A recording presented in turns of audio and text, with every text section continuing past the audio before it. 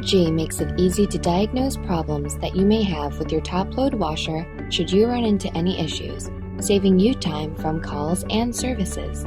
If an issue occurs, your washer is programmed to display error messages that may help assist you in getting your machine up and ready again.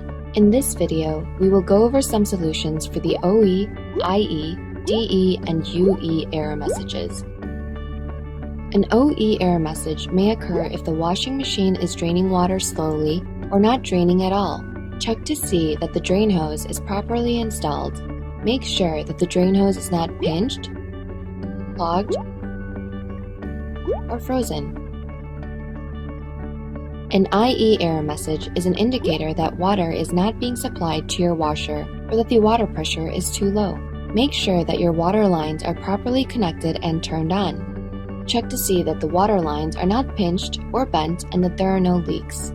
Next, check to see that your water inlet filters are not clogged. The water pressure must be between 14.5 and 116 psi. If you receive a DE error message, this may mean that the washer lid is not closed properly.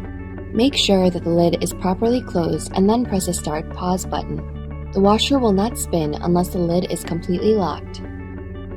A small UE error message is an indicator that your washer has detected an unbalanced load. This code will display while your washer is attempting to rebalance the load by adding more water and redistributing the clothes within the tub.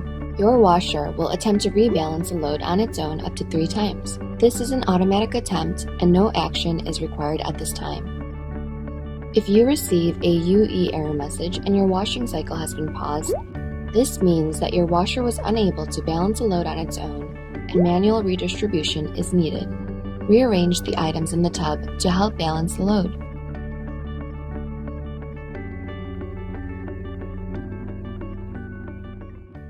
Dragon Electronics, a lifetime experience.